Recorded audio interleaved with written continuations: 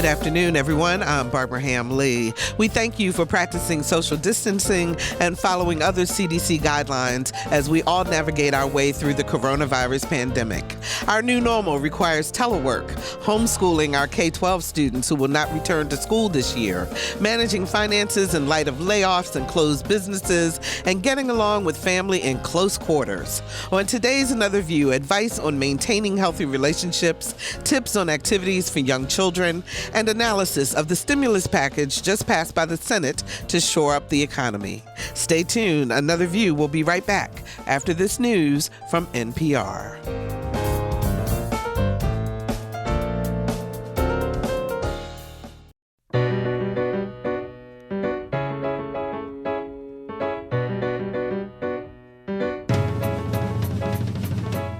Discussing today's topics from an African American perspective, this is Another View. Hello, everyone, and welcome to Another View. I'm Barbara Ham Lee. We here at Another View wish you and your family well during this coronavirus pandemic. We encourage you to continue to practice social distancing by staying home. And if you have to go out, maintaining at least 6 feet between you and the next person. And remember, if you develop symptoms, a dry cough, fever, loss of taste and smell, shortness of breath, call your doctor. Tell him or her your symptoms, and they will guide you in terms of testing and next steps. Please do not just show up at the emergency room. Let's all stay calm, and we will get through this together. Grove Church in Portsmouth has announced that it is now a distribution center for children in grades K-12 to receive grab-and-go lunch and dinner. Now, this drive-up service is available Monday through Friday between noon and 2 p.m. at the Melvin O. Mariner Family Life Center. This program is free and it's open to the public. And a reminder that the Food Bank of Southeastern Virginia and the Eastern Shore has partnered with the YMCA to distribute food on Tuesdays from 5:30 to 7:30 p.m. and Fridays from 9 a.m. to 11 a.m. The YMCAs are in Suffolk, Franklin, Norfolk, and Chesapeake. Visit foodbankonline.org for locations and additional information. And there are all kinds of resources to help us all get through this pandemic. Please check our website, whro.org, for more information. And now on to today's show. We're going to focus on relationships and finances in light of the coronavirus pandemic. Please welcome back to Another View the director of the Center for African American Public Policy at Norfolk State University and the author of the Claville Report, Dr. Eric Claville. Hi, Dr. Claville. How are you? Hi, Barbara. How are you? I'm doing great. It's good to hear your voice this time on the phone. Same here. To give us some guidance on our finances, please welcome Travis Ames, Vice President and Director of Training, First Financial Group. Hi, Travis. How are you? Hi, I'm doing well, Barbara. Good. Thank you for having me. And thank you for joining us. We appreciate it. You normally hear her on our Another View Roundtable, Virginia relationship expert Alvian Lyons. Hey, Alvian. How are you? Hi, good afternoon. Good afternoon. Hope you're staying safe and staying home in place. Absolutely. And to help us with our young children, keep our young children entertained while learning, is Ms. Martha Razor. She is the manager of early childhood education with WHRO. How you doing, Martha? Hi, I'm doing just fine. That's great. Thank you so much for joining us. And in full disclosure, I'm hoping that all of our listeners know that WHRO is public media, is owned by 21 school divisions in our area, and we provide education services, online education services, as well as early childhood education services. So Martha's going to give us some really helpful tips to keep our young ones occupied.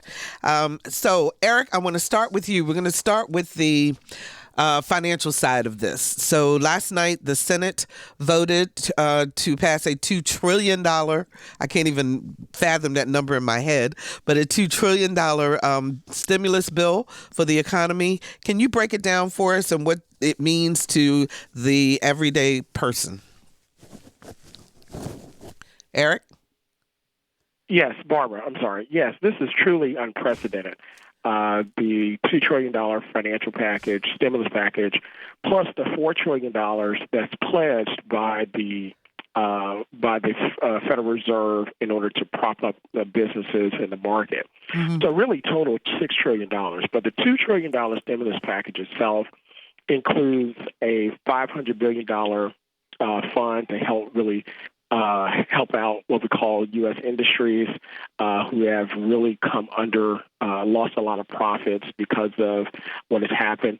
In addition to that, many Americans will see a direct stimulus to themselves for $1,200 per individual and $2,400 for married couples. But there is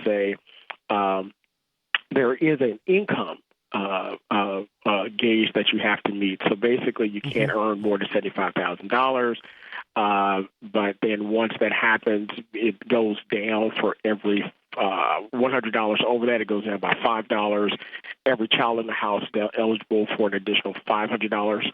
And joint filers no more than $198,000. I think it's down to $150 now that you cannot earn in order to receive that. Today, the Senate just actually passed that particular stimulus. It goes to the House and then to the president from there. In addition to that, what has happened is that there is $100 billion, 130, I believe, that goes to hospitals in grants to help them fight COVID-19. In addition to that, you have dollars that are in tax rebates that are given, tax credits actually that are given to retailers. You have about $150 billion that are going to local, state and local governments. Of course, the Pentagon's getting money and to help them prop themselves up and fight COVID as well. So there's a lot of money that's out there that's helping industries, but also and individuals. But I want to make this point as well.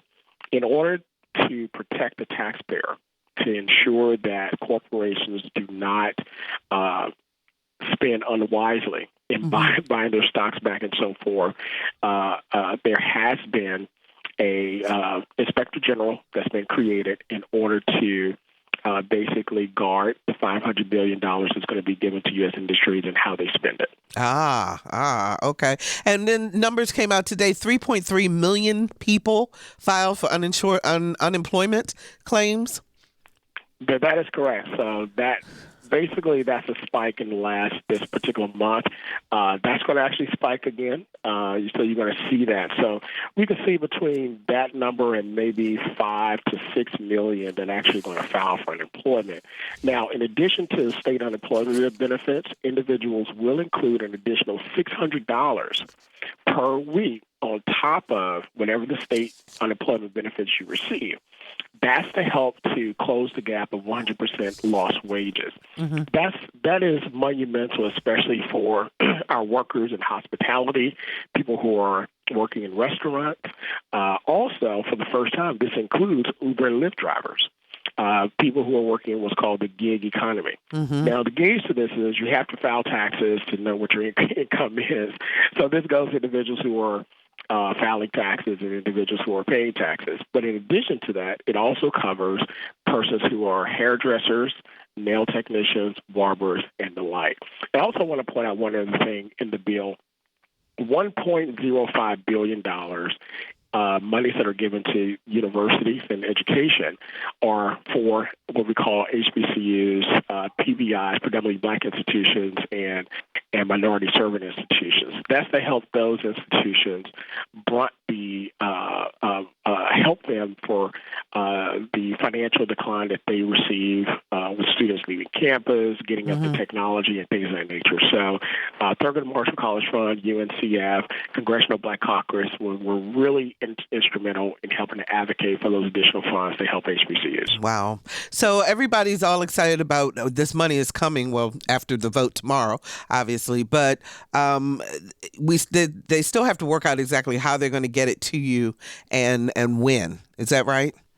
That is correct. So basically, the way that you usually get your tax refund, which more than likely, I think it's over 90% get a direct deposit. And for whoever those few people are that mail checks to the IRS, you'll get a check in the mail to you. So again, it's going to be based on your income, your adjusted gross income that is reported to the IRS, and the 2019 tax filing for 2018 tax year is going to be utilized in order to determine that. Okay. So, Travis, let me bring you into the conversation.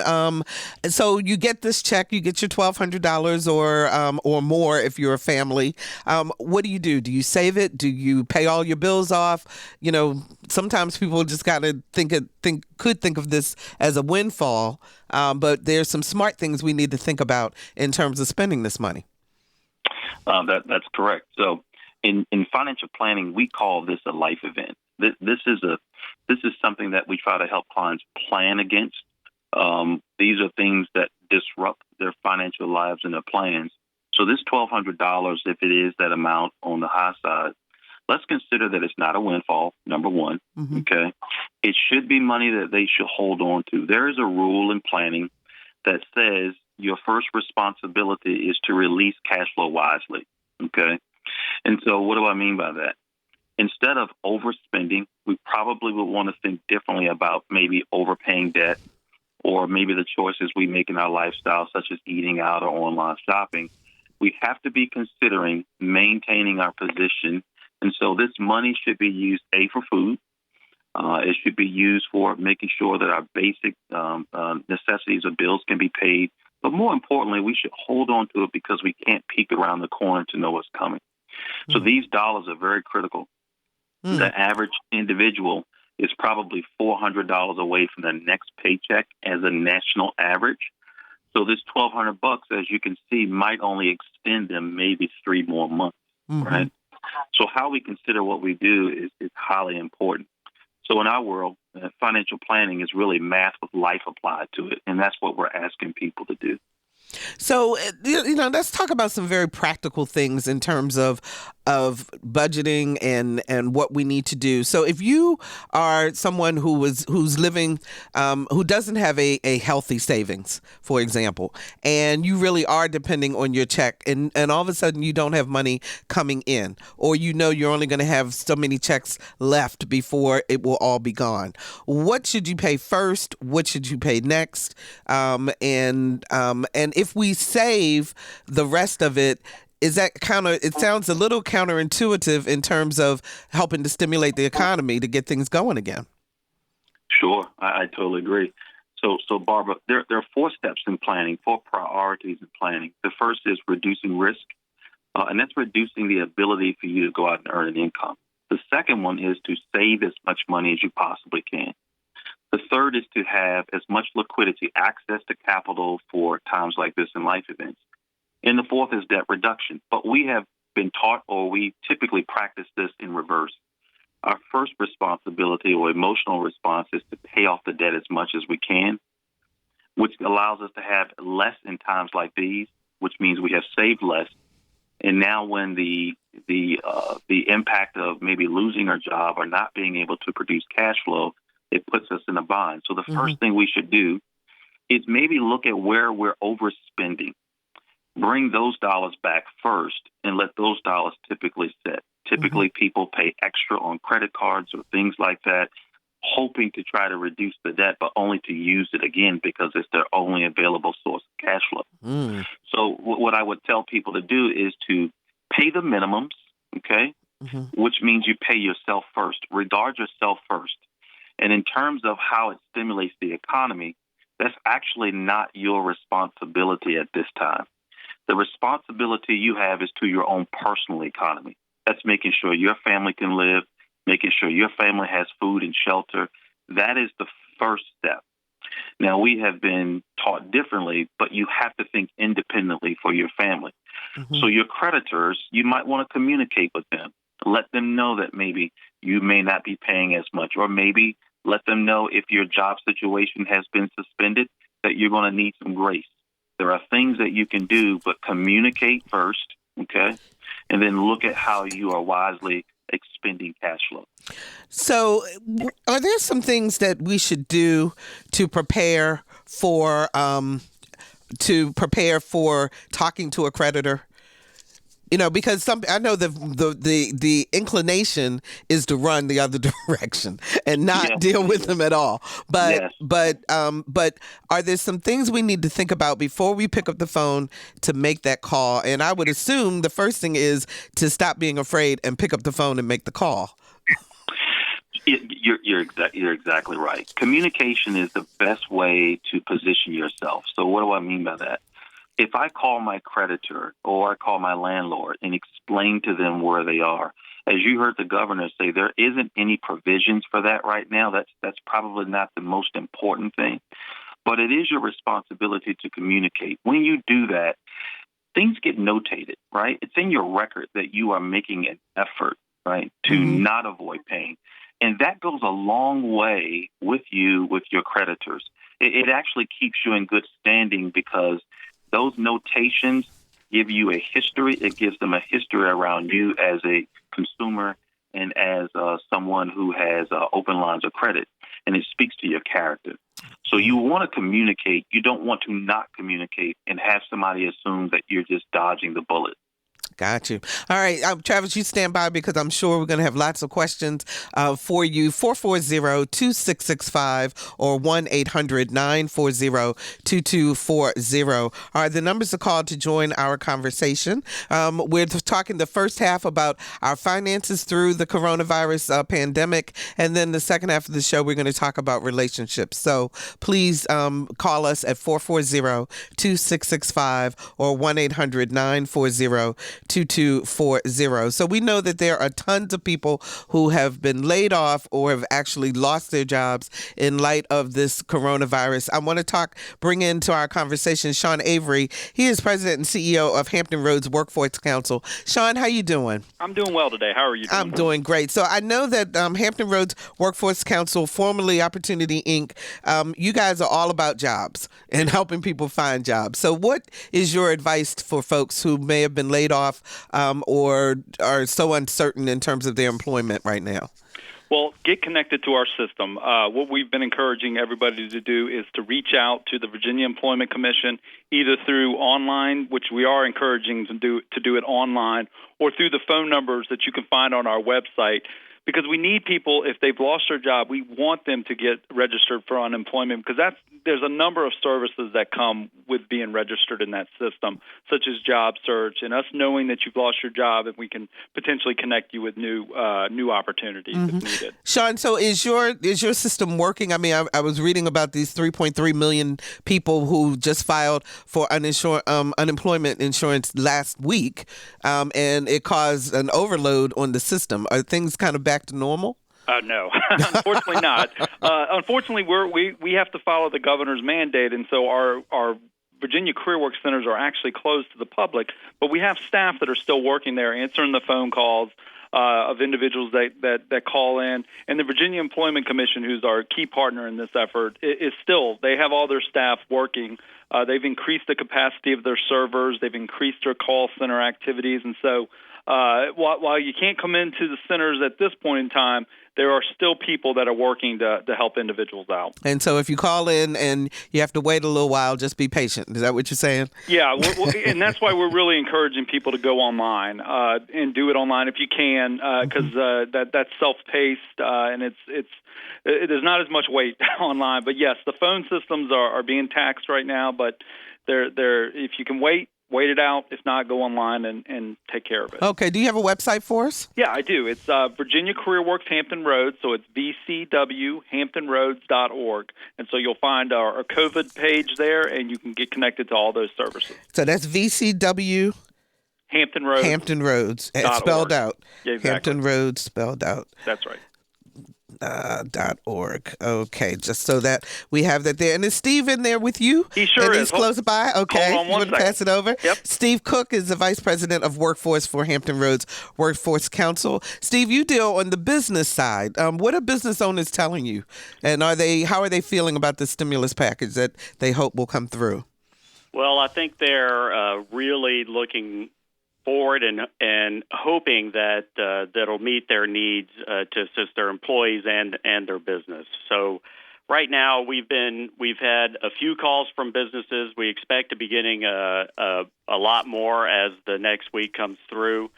Barbara, we've actually got a plan that we're going to be rolling out later today and tomorrow that has a little bit of funding for our regional business community. Mm-hmm. It's a rapid response funding source that the governor authorized this week.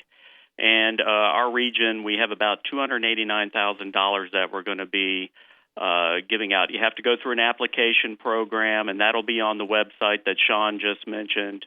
It's a small amount to help businesses kind of get through a little bit of this, maybe help them buy some program or a computer to get them through this situation for restaurants or small businesses that just need a little bit to get them through. We've got a little bit of funding that'll help through that, and we'll have the package online here by the end of the day, more than likely. So are you all going to be responsible for distributing the money that would come from the stimulus package to businesses in terms of the loans that they're talking about? And these loans for businesses, they're saying that if you use them to employ people and to take care of your business, that they will be forgiven. Yeah, no, we will not be that. That okay. is definitely the Small Business Administration. Okay. You'll have to go through their step-by-step process to get help with that. And I would suggest if you have the means to consult with an accountant to help you get through that process, just to make sure that you're meeting all the right steps, procedures, and it doesn't affect you in any way. So for the dollars that you all have available that you were just talking about, what are some of the criteria that people will need in order to qualify? It has to be a small business, which means about 250 or fewer employees. You have to be located in one of our Hampton Roads jurisdictions. We're going to give, priority to companies that are looking to still keep open and are trying to keep their employees intact. That is the nature of a layoff aversion and the whole meaning of that. Mm-hmm. And so, right now, it'll be a very short application. You just have to fill out a few things, and we just want to make sure that you're here. You've been established in Virginia for at least a year and are an active taxpayer. Okay. Now, last question for you guys. Is there someone there, or are you working on helping independent contractors, gig economy workers, and so forth? Have they been contacting you? Have they been looking for assistance? No, not really. I haven't heard a lot from those folks. Like most of what you've heard in the news, it's been really the hospitality, retail industry, the really small companies that have been looking for some guidance in what to do and how to keep moving forward. I think Travis said something earlier about communication. That is really key in making sure that your employees, your constituents, your constituents get the word out, know what you're going through, and to help in any way that they can. Okay, that's Sean Avery and Steve Cook, both with Hampton Roads Workforce Council. That website, again, if you want more information about coverage and how you can get help either on the job side or the business side, vcwhamptonroads.org. Gentlemen, thanks so much for joining us. We really, really appreciate it. Thank you, Barbara. 440-2665 or 1-800-940-2240. What questions do you have about handling your finances? Are you concerned about eviction? Are you concerned about being able to pay your bills and you don't quite know where to turn? We've got experts here to answer your questions. 440-2665 or 1-800-940-2240. And if you're just joining us, we're answering your questions about relationships and finance during the coronavirus pandemic with Dr. Eric LaVille, Director of the Center for African American Public Policy at NSU, Travis Ames, Vice President and Director of Training with First Financial Group, relationship expert Alvian Lyons, and Ms. Martha Razor, Manager of Early Childhood Education with WHRO. 440-2665 or 1-800-940-2240. So, Alvian, in the best of times, money can be such a sticking point between couples or in relationships. With this kind of strain and so forth, what are you thinking or what are you hearing from people as they are sheltering in place and trying to maintain sanity? Well, it's funny that you say that because I hear that we're going to get the two extremes. We're either going to have a whole bunch of children in 9 months or a whole bunch of divorces. So yeah. we hear both sides of the pendulum right now. And the truth is that moments like this present opportunities for us to really begin to reinvest in the relationships that we say matter the most as families. The reality is that, life, when it was doing its usual grind, allowed for us to be very distracted by the things that are outside of our households. But given the fact that we are forced to kind of be still and to be in the same place for a significant amount of time, it does present opportunities as well as obstacles. So opportunities being that, given the fact that you're spending most of your day at home, it's a great time to be able to, on days that it's not terrible outside in terms of rain, go outside and do a family walk. And as simple as that actually sounds, it's wonderful for the body. It's a great opportunity to be in motion, which helps to release serotonin in the brain. And it also gives great opportunity for connectivity, that you can talk while you're walking. You can even do things that benefit your kids. When we have our smaller ones, nieces, nephews, and little people around, when we're walking, we are actually doing numbers on the mailboxes. What are those numbers? Is that what box is that? Is that 19? Is that 23? So, we have 4-year-olds and 5-year-olds that are with us, and they're figuring out their numbers. So it's an educational opportunity on top of that, being able to talk about colors and communicate about all kinds of things. I mean, the truth is that as horrible as it may feel to have our life limited in some ways, it actually creates the freedom for us to connect in ways that we haven't connected before. That sounds really, really great. Now, we've been in this for about 2 weeks now. So the first week I could see this. The second week, it may start to get a little bit wearing. Sometimes, especially if you have multiple children and even between the adults, if somebody needs their personal timeout, they need their space, do you just let them go off on their own? How do you maintain that balance? Because kids fight normally anyway. Right. That's absolutely true. And creating safe zones inside of your house may be important too. Now, for everybody, it's different. If you live in an apartment, you may not have the ability to send one, set of kids upstairs and have some kids downstairs. You may all be on one floor. And so that may require that we create timeout rooms even, where, and not timeout because you're in trouble, but timeout because we need a moment to ourselves. So that we can go into the space and we can kind of rejuvenate for a minute. We might need to sit in that space and listen to some music on our headphones so that we're kind of disconnected from the rest of the world for a little bit. We might need to just watch a show for a little bit, something that actually brings us a little joy and is a little stress relieving. We may need to be able to, meditate or pray, whatever your faith or your spiritual ritual may be, to just have space away from everybody else momentarily. And people may need to cycle out inside of that timeout zone or that rejuvenation zone. We have to get creative. And when I was referring to the fact that there are absolutely obstacles that exist with these limitations, there are also opportunities. So we have to choose our perspective inside of this. That has a lot to do with the health of our psychology and our emotion in it. Is how are we going to look at this? Can we treat it like we're camping? Can we treat it like it's an adventure? Can we treat it like it's a family boot camp? The psychology and the narrative around it is going to have a lot to do with the way that we're going to process the experience and give each other grace to navigate the stressors the way that we do.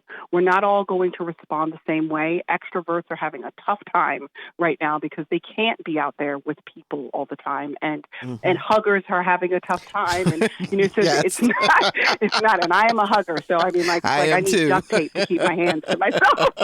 So all of these things that we have to do that make us a little bit different than our default zones or our natural orientations give us an opportunity to figure out, how will I communicate love if I can't communicate it with my hands? You build a new muscle in social connection. So it's a matter of how you're going to look at it, not what's taken away, but what can I develop that will now be part of my arsenal, my tool set in building connection with people on the other side of this experience. Wow. 440-2665 or 1-800-940-2240 are the numbers to call to join our conversation. Terry joins us from Virginia Beach. Hi, Terry. You're on the air. Hi. Thanks for taking the call.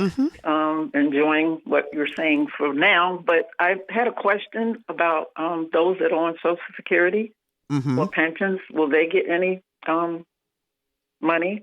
Okay, let's let Eric Claville answer that question. Eric, are you there? Is there anything in the bill for people who are on Social Security? Well, I do know that the earlier bill looked at individuals with certain income levels. So case in point, if you make too much money, then no, you won't get anything. And if you make too little money, those on Social Security, it's also possible that you will not receive any of the stimulus also. Now, this bill that's going to the House, that may change. So we'll keep you updated Okay. on that. So there's nothing definitive yet in terms of whether Social Security, people with Social Security will get the stimulus. Correct. Okay. Terry, did you get that? Yes, and just one other thing. You have to be a taxpayer, I understand, to get any relief for those who haven't been working for a while. That means they wouldn't get anything? Right. And that was also a sticky issue as well. If this is going to raise up, the stimulus is supposed to raise up individuals in time of hurt. This is also help individuals that don't pay taxes for people that receive, that basically don't work or basically get paid outside of the taxable market. Hand-to-hand cash. So, again, that's a sticking point, but we'll see where the bill ends up in its final passage in the House.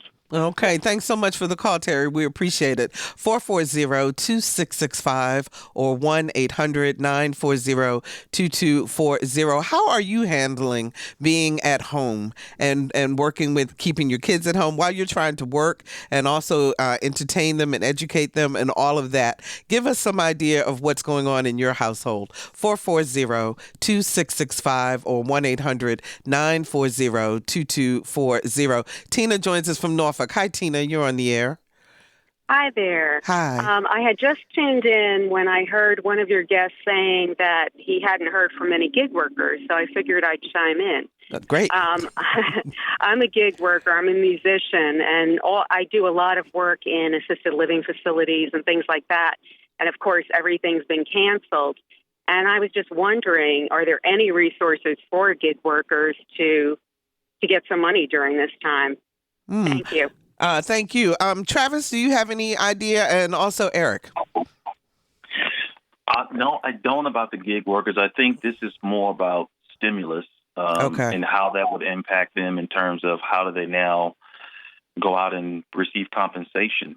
With restaurants closing and things like that, I would imagine that with social distancing is putting a damper on them. It goes back to how well, unfortunately, we have been able to save money would be the most impactful thing. But I would imagine if you work for every dollar, as this young lady does and as I do, it's not always that easy. Yeah. And so there is no easy answer in this case. Okay, Eric, within the stimulus package?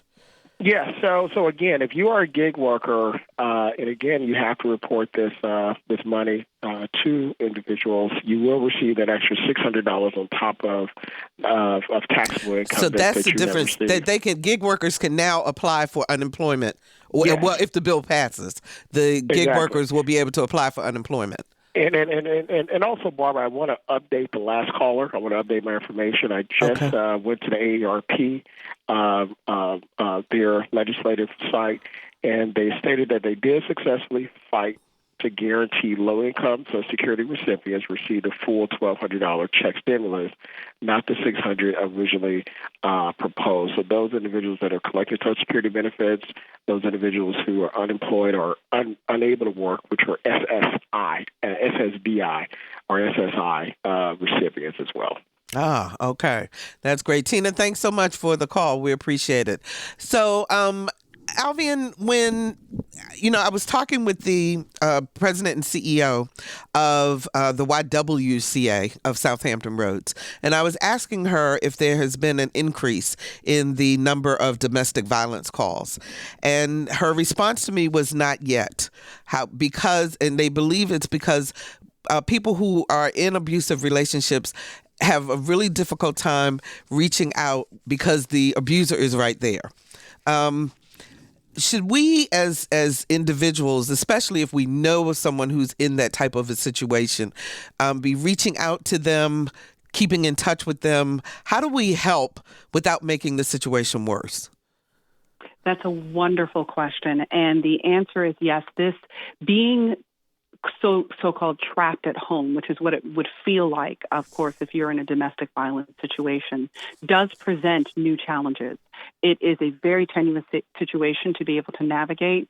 The cautions that one uses in order to try to reduce conflict become heightened because now you don't have the benefit of knowing that he or she, because there is domestic violence that can happen from women to men. It's more common that we see it with men to women, but let's acknowledge the fact that there is a representation of that in the data. But recognizing that some of the things that we have to do to keep from conflicts from escalating, we end up having to be even more sensitive to. And the reality is that as jobs are being lost, some of the pressures that are being faced by the families can also increase those conflicts as well. So it is true that there is a likelihood that the numbers are seeing an uptick, but we may not get that data, very similarly to the fact that we don't know how many people have coronavirus if they haven't been tested yet. Right. We don't know how many people are experiencing the increase in domestic violence if it's not being reported yet. It doesn't mean it's not happening. It just means we don't have the numbers around it yet. And yes, we should look out for the people that we know are experiencing some of those challenges. Now, don't over push the point or press the point, because you can create a conflict in a moment where there doesn't need to be conflict. So it is really helpful if you have an opportunity to be able to communicate with the potential victim or someone that you know may be victimized, to formulate a safe word. So he or she has a way of being able to communicate to you something is wrong without it triggering the aggressor's response. So creating some kind of safe communications would be very helpful if you have the opportunity to be able to do so. So I would absolutely encourage looking out for those who are in vulnerable situations, but being cautious to not create too much attention that stimulates a conflict when there was not, in fact, one in that particular moment. And if you're listening and you find yourself in this situation, please visit the YWCA website, ywca-shr.org, for information and for help that is available. I want to bring Martha Razor into the conversation. Martha is the manager of early childhood education with WHRO. And Martha, we've got little kids. We don't want to sit them necessarily in front of the TV all the time, although if they're going to be there, watching TV 15 is probably a good place to be. Yes. But what other things can we do in order to keep the kids engaged and keep them learning? Because that's the big concern I think everybody has now that K-12 schools won't be going back this year. Well, I know at this time, this is one of the hardest things we've had to face. And right now, we're not going through life as usual. And I know it's easier said than done, especially when you have multiple children. But we have to remember that we, as parents, always have to set the example. We have to have balance. We have to create a schedule. And instead of just, like you said, being in front of the TV or technology all the time, what we might have to do, especially some of us who remember, we might have to go old school. Okay. It's good to, sit down with the children and read a book. Or if the children are old enough to read themselves, have them to read a book and have them to sit down and write about what they read. That is a good way to help exercise that brain, and we want to keep their comprehension. We don't want them to have, although we're not in the summer, we don't want to have that summer slide to happen. Right. But another thing that they can do is we can play old school games. Old school games are a really good way for families to connect. That's something that we used to do back in the day, and it was fun. And give us some examples. People don't realize it. Give us an example of an old school game. Yeah, old school games like I won't say Monopoly, but yeah, Monopoly. That's what I was thinking. Chutes and ladders. You have chutes and ladders, and you have there was a old game called Hi Ho Cherry-O. It was a counting game that we used to play, and I played it with my girls, where you have to count the apples in the buckets. But you also have Uno. A lot of these games, they actually help children build certain skills, that problem-solving skills. They have to concentrate. It teaches taking turns. You have to, it teaches them how to be a good winner or a good loser, because a lot of children don't know how to lose in a healthy way. So those things are really important for our children. And, I heard someone say, go outside and take a walk. Children also need to go outside and exercise because they really need to burn off that energy, especially being outside. So on those wonderful days, take a walk and, observe the what you see outside, nature. Right. Right. Discover nature again. So basically, I see old school. If you have a jump rope, start jumping rope. I mean, get out there and get busy. We haven't been doing in a while. Just take a break because it's not life as usual, and we have a lot of children that do not have the means of technology. They may only be able to watch television. But we know a lot of parents have phones, and if they can get on the internet, and if they want to research some activities to do, we have a program at WHRO, eMedia VA, and only thing you have to do, and it's for pre-K through 12th grade, just type in whatever skills that you want to work on with your children, whether it's the alphabet, whether it's, writing skills, whether it's, measurements or working with money, plants, whatever. You could just type in that topic and it'll pull up whatever it is that you need.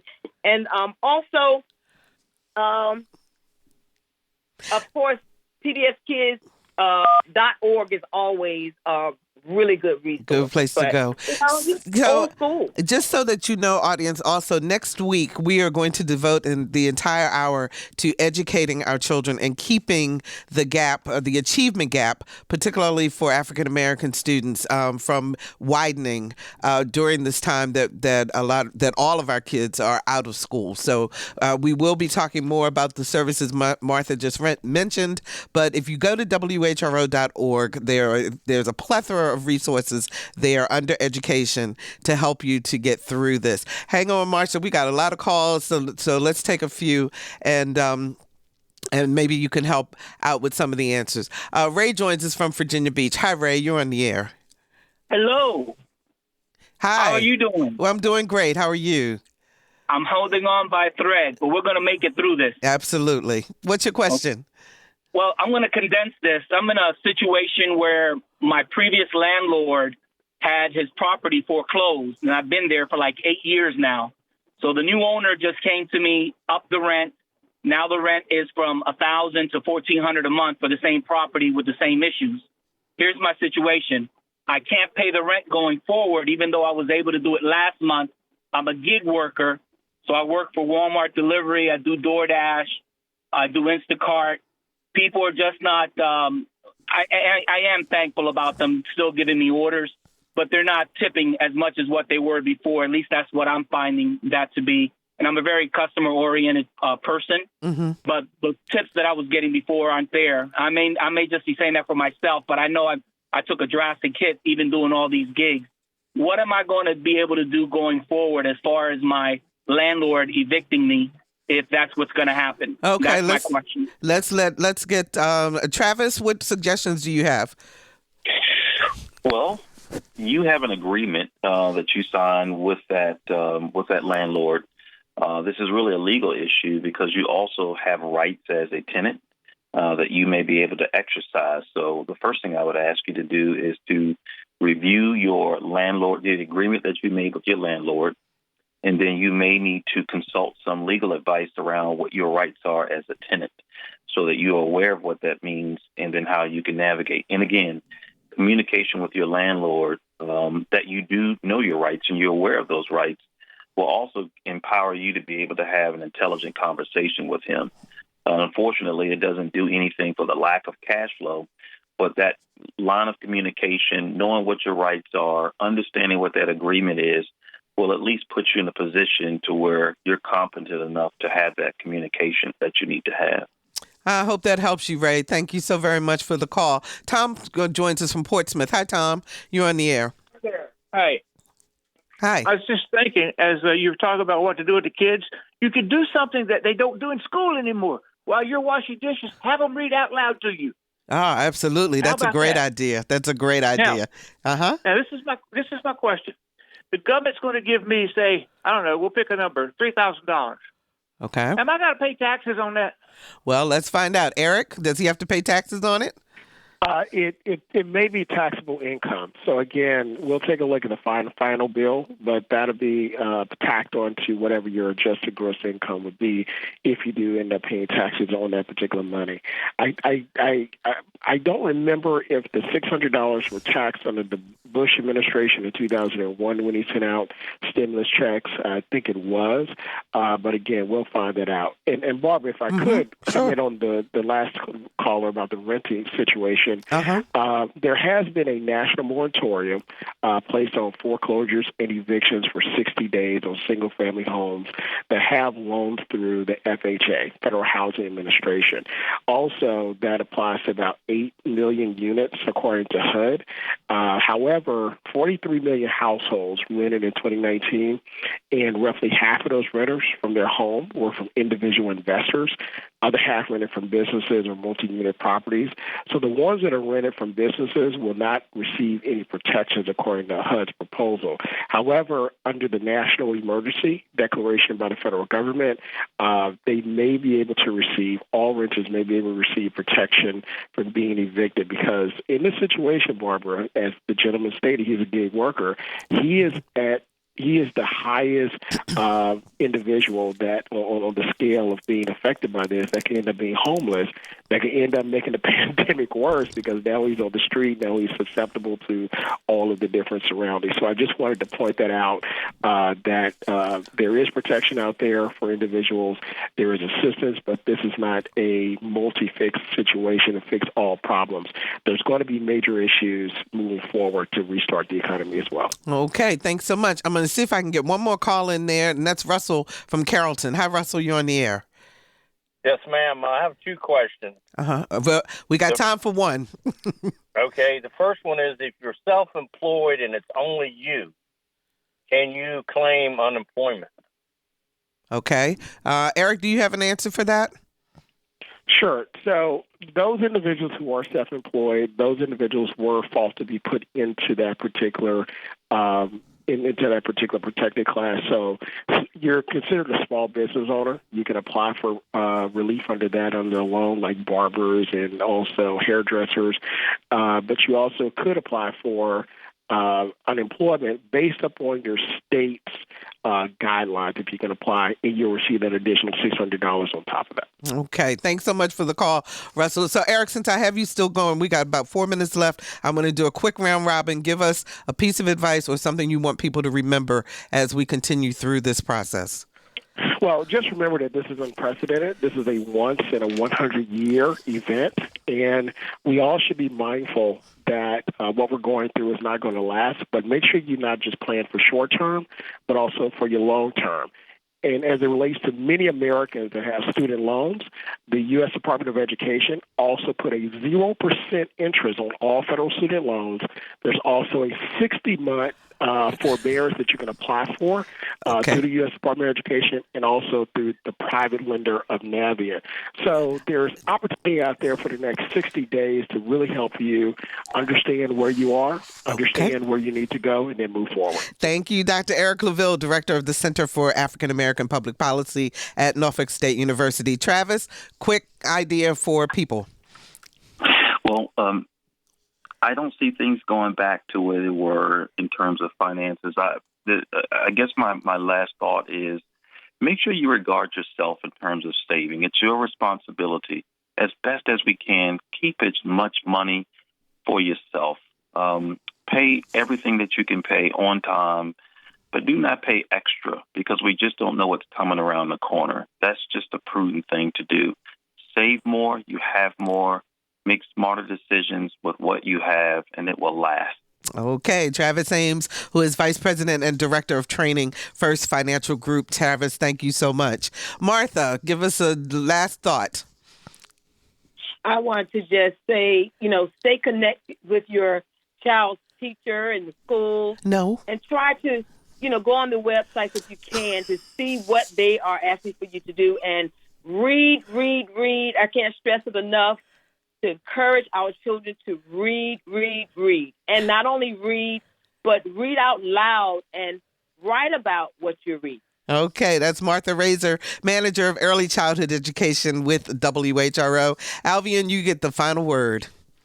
Well, I think that it's important that we understand the power of perspective. In every situation, we don't get to choose the facts, but we get to choose the story that we write about the facts that we're experiencing. So as we're going through this, we can choose to see opportunity where others see obstacles. You can come out stronger as a couple. You can come out stronger as a family. You can even come out stronger financially as a byproduct of the decisions you make inside of this season. We get to own who we want to be despite what it is that's happening around us. It doesn't have to happen inside of us. Alvian, you and I were talking a little bit before the show, speaking of coming out ahead in terms of finances, too. And it's something that we didn't get a chance to talk about. But you and your husband made some decisions during this time. Correct? Yeah. In reference to some of the things that Eric and Travis and Sean and Steve had been sharing, the more we're able to stay liquid, it gives us the opportunity to take advantage of these experiences. And so my husband and I had made some decisions over the last 2 years to save more, to spend less, which meant that during this season when stocks were plummeting, we were able to invest in some of those stocks. And the recovery of that in our household has already meant a multiple thousands of dollars. Okay. So despite the fact that there are some really terrible things that are going on right now, if we learn from some of these experiences, we may be able to be in a position the next time we're challenged to be able to do something different that actually puts our family ahead. Absolutely. That's Alvian Lyons. She's Virginia's relationship expert and a pundit on the Another View Roundtable. Thank you so much to all of my guests, and thank you for spending time with us here at Another View. If you want to hear the show again or share it with a friend, please visit our website, anotherviewradio.org, and download the podcast.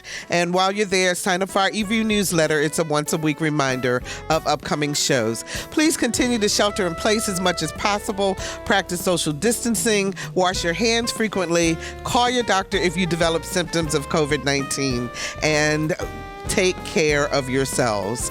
Our theme music was composed and performed by Jay Sennett. Lisa Godley is our show producer. Todd Washburn is our audio engineer, and Jordan Yowell answered our phones. I'm Barbara Hamley. Stay safe, everyone, and let's get together again next Thursday at noon for Another View.